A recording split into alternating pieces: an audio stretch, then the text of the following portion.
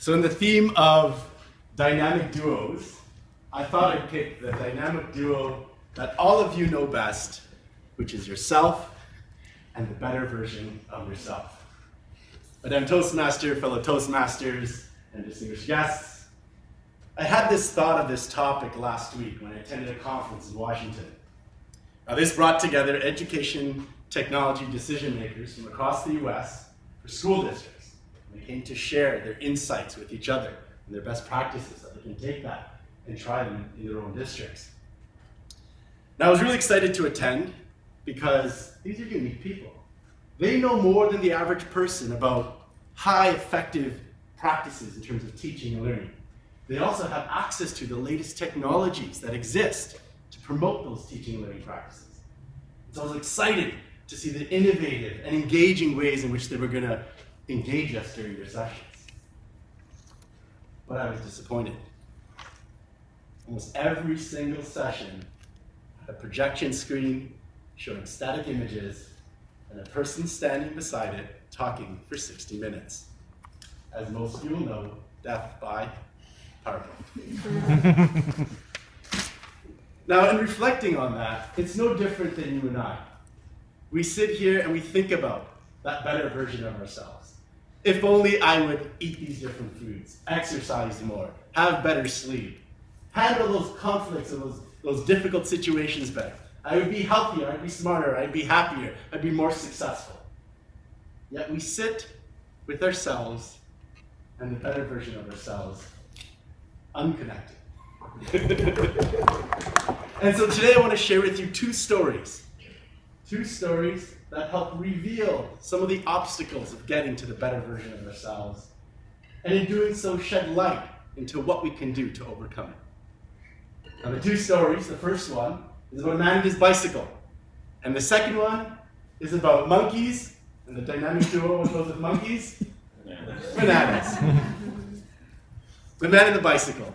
He's a man, it's a true story, like you and I, well, of those of you in the audience, who goes to work one day, and his friends, who are his co-workers, who are welders, decided to challenge him. They gave him a bicycle, and they said, we challenge you to ride it 10 feet. Now this was like an ordinary bicycle, had two wheels, had pedals. There was nothing different about it, until he tried to ride it, and he realized there was something very different about it. You see, the welders had flipped the bicycle. So every time the man turned left, the wheel turned right. And every time he turned right, the wheel turned left. And so he sat there trying to ride this bicycle for 30 minutes and couldn't do it. Eventually he said, I want to take this bicycle home because I'm determined to figure it out.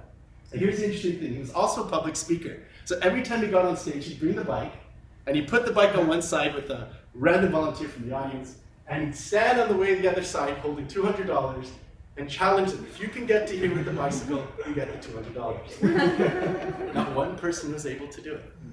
And he was fascinated by this concept.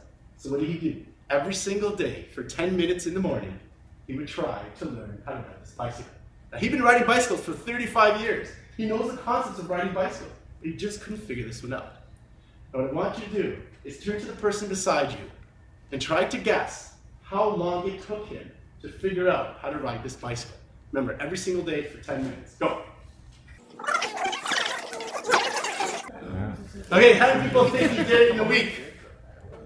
How many people think it took him 2 weeks? A month? It took about a year. Under 5 months? Under a year? Over a year? How many people think he never did it? Never did it? Never did it. It took him 8 months to figure it out. Why did I bring up this story? What it reveals is something interesting about the human condition. And I'll take this from Stephen Covey, who's well-known, award-winning author, award-winning best-selling book, 7 Habits of Highly Effective People. And in it, he shares this concept of us, humans. And when we're trying to develop new habits, there's 3 things that are involved. You need to know what to do, which is the knowledge. You need to know how to do, which is the skill. And the third part is the why to do, the motivation, the driver, the attitude that you take. And if we think of this man and his bicycle, did he know what to do? Absolutely. He's been riding bikes for 35 years. He understands the concept of pedals and balance. He knew that this was reversed and what he had to do to overcome it. Did he have the right attitude? You better believe it. After month 5, after month 7, did he stop and say, oh, forget this is impossible? No. He said, I can't do this yet. And I'm determined to figure it out. And those 2 things led him to develop the what? The skill. So when you think about habits that you're trying to develop, think about what 3 things you might be missing and develop them. Second story is about monkeys and bananas. And for this, I'm going to need almost all of your help, except for you because you need to time. So I need all of you to get up. And come in the center here. So let's actually have 1, 2, 3, 4, 5. You guys go outside. And then 1, 2, 3, 4, 5. You guys come in the middle. And then what I'll get you to do, come up over here.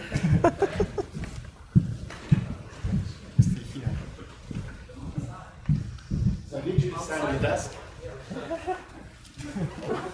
Banana, this way.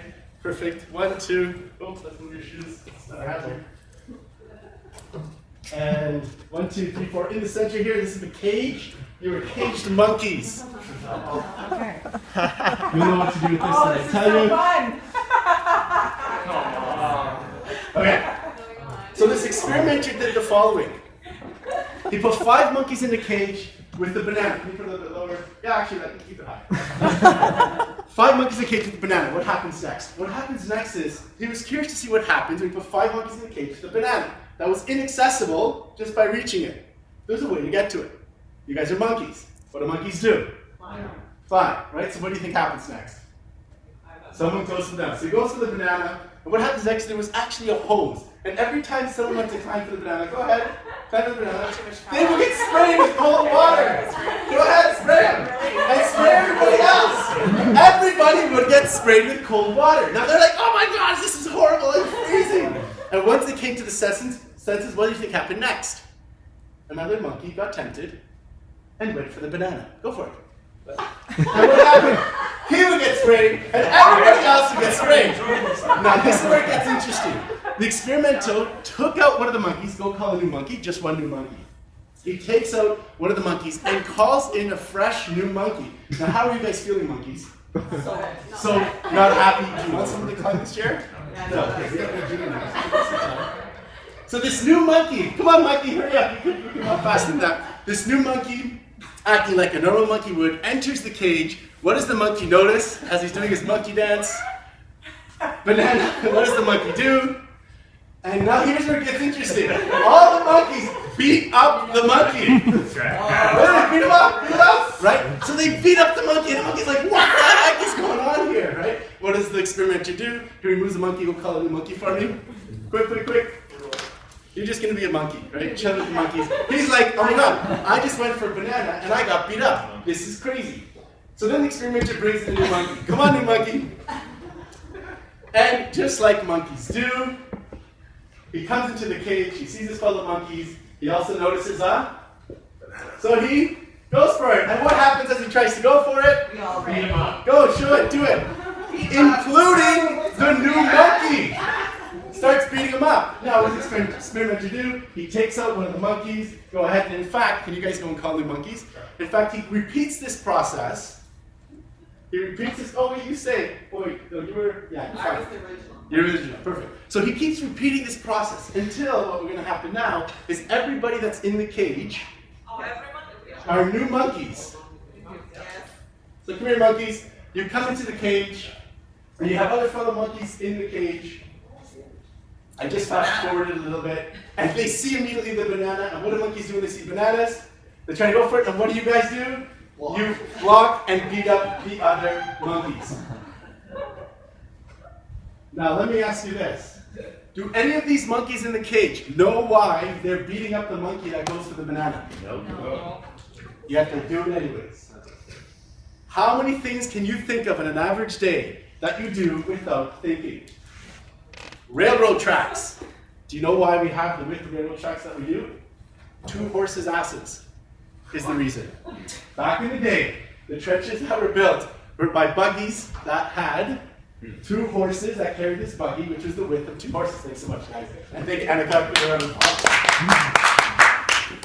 And so today, we've adapted the railroad because of the ruts that were in the road, and this is going over thousands of years. because of it, and no one stopped to ask why. Why do we have our kids have summer school when we no longer have our kids working in farm? So we can continue looking at different things that we do in our everyday lives, and the moral of the story is this. We have to stop and ask ourselves what we do and why we do what we do, in hopes of finding better ways of looking at ourselves and seeing and getting to that better picture of ourselves. And the way we get there is by doing three things: knowing what to do, how to do it, and most importantly, having the attitude, perseverance, the grit, the mindset to actually develop that knowledge and that skill. Thank you so much.